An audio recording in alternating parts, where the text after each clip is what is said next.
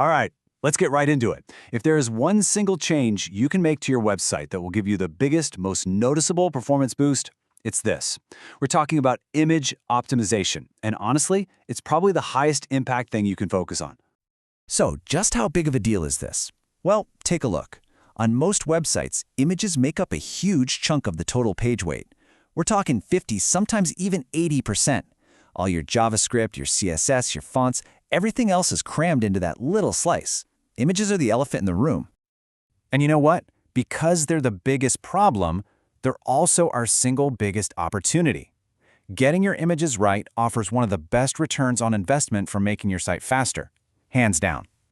So here's how we're going to tackle this. First, we'll look at why images are such a performance killer. Then, we'll get into choosing the right formats, some really smart loading strategies, and how modern tools can automate pretty much all of this. And we'll wrap it all up with a simple playbook you can start using right away.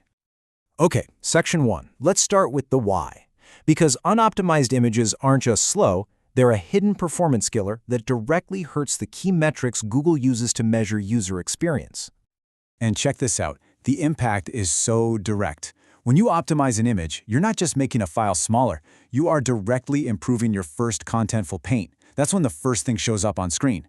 You're dramatically improving your largest contentful paint, or LCP, which is when the main, most important content becomes visible. You're saving your users' data, and maybe most importantly, you're making the site feel way faster, especially for people on slower networks. All right, so where do we even begin?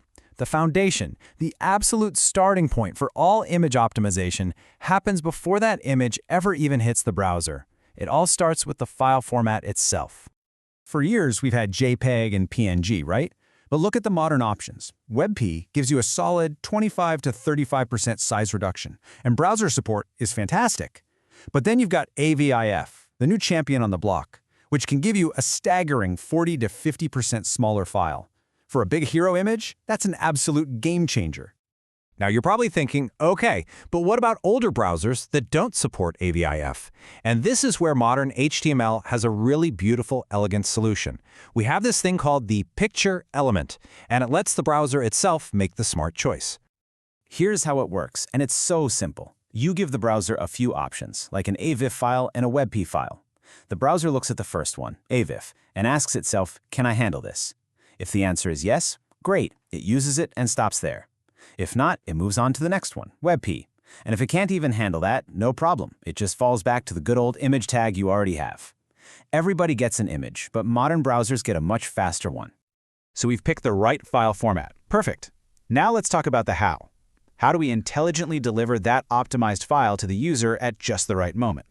First up, responsive images, using SetScript. Look, you wouldn't serve a giant bucket of coffee to someone who just wants a small espresso, right? It's the exact same idea. SetScript lets you give the browser a menu of different image sizes, and it picks the one that's just right for the user's screen. No more sending a massive 4K desktop image to a tiny little phone. Next up is when we load the image. By default, browsers are eager. The moment you land on a page, they try to download every single image at once. The much smarter way is lazy loading. This tells the browser, hey, don't worry about those images way down the page until the user actually scrolls near them. So what's a perfect candidate for this? Well, pretty much anything that isn't visible right away. Think about those long product lists, blog post thumbnails at the bottom of the page, photo galleries. Lazy load all of it. Your initial page load will be incredibly fast. But, and this is super important, never ever lazy load your most critical images. That means your main hero image, your largest contentful paint element, anything that's visible above the fold when the page first loads. Doing that is a huge performance anti-pattern. You're basically telling the browser to wait to download the most important thing on the page. In fact, for that one critical hero image, we want to do the complete opposite. We can use a preload link tag to give the browser a little hint, basically saying, hey, see this image? It's really important. Go ahead and start downloading it right now. This one little line can make a huge difference for your LCP score. Okay, so choosing formats, creating responsive sizes, deciding what to preload and what to lazy load. I know, it might sound like a lot of work. But what if I told you that in modern web development, you barely have to do any of it manually? This is where we let the tools do the heavy lifting. Let's start with image CDNs. These things are basically magic. You upload one high-quality master image, and they handle everything else. On the fly, they can convert it to WebP or AVIF, perfectly resize it for any device, apply really smart compression, and then serve it from a super fast cache near your user. It's a massive amount of automation. And you know what? It gets even better. If you're using a modern framework like Next.js, all of these best practices are often just built right in. Just take a look at the Next.js image component. With a single component, you get everything we've talked about. It automatically serves WebP, it generates the entire responsive Scret set for you, it lazy loads by default, all the hard work is done. It's just incredibly powerful. And this isn't just a Next.js thing either. The whole modern web ecosystem is on board. Angular, for example, has its own powerful ng-src directive that brings automatic set generation and lazy loading right into the framework. It's become a standard practice. Whew, okay. We have covered a lot.